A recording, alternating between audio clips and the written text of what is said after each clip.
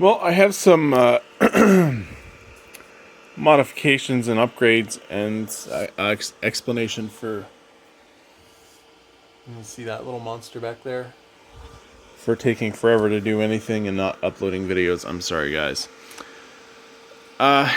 This is my, if you could even call it that anymore, a TRONXY X5SA.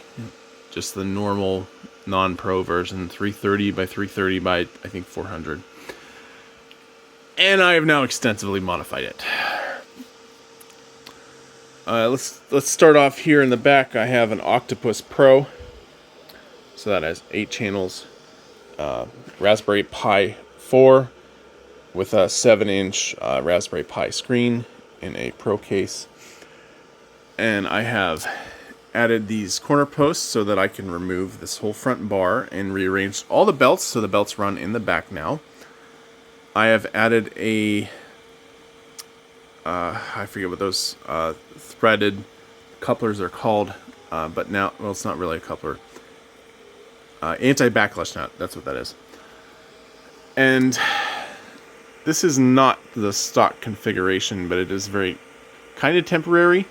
That's because that is a Revo Hemera XS. I've not seen many of these out there. I have very temporarily mounted everything onto it except for the actual Hemera being mounted on the plate, which is done very simply by tapping some screws into the metal plate, and you can see washers right there, and running nuts through them. So there's 3 millimeters of standoff to cover the screw heads for the wheels there. And then just for now, I bolted this on, which is the stock fan that it comes with, and then the BL Touch, which is on a mount that I 3D printed for the old mount. It's this guy. It went over here somewhere, and the end stop there is just hot glued on. So I like that very much. I still have to tidy up a lot of things. I did print this test cube. You can see one, let's see, that's the bottom there.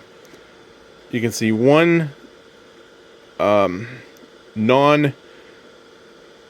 section. That's because I printed that at 100%, which is 60 millimeters per second. And the rest of it, I was just pushing it to see what it could do, because it's getting late and I have to go to bed soon.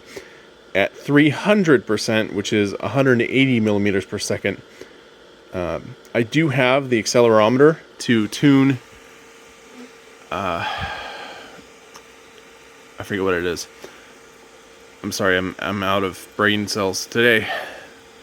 To tune the waviness out of it if I want to run really fast.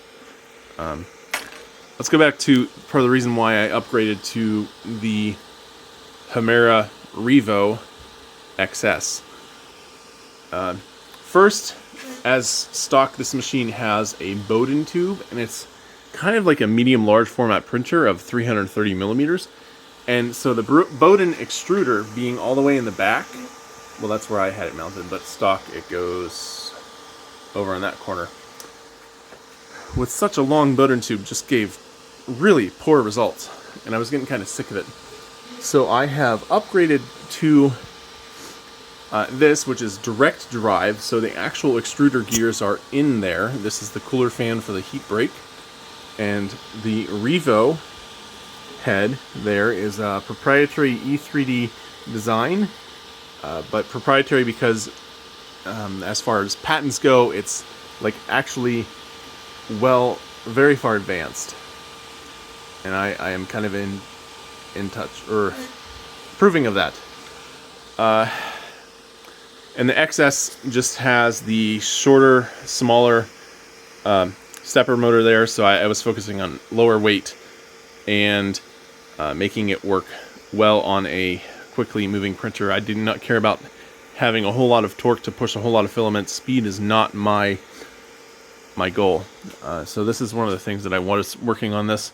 This is a water wheel bucket. One of 30 that would go on a 5-foot diameter wheel. and I was having a lot of issues with that old setup. So with this new Hemera, I should have a much better result. And so I can start printing these out. If you know of anybody that wants to sponsor me with 10 kilograms of filament, or I think it's 14 kilograms, let me know. Because I will be printing those. I will be making a video of it. And it will be interesting. Also, I have this IBOS always on filament dryer. It's down to 13% now. It's cool because it never shuts off. It doesn't have a timer. It just runs. And I'm printing a Benchy. This entire length of the video, I've gotten that far. And that is all. I will see you guys around later. Adios. Goodbye.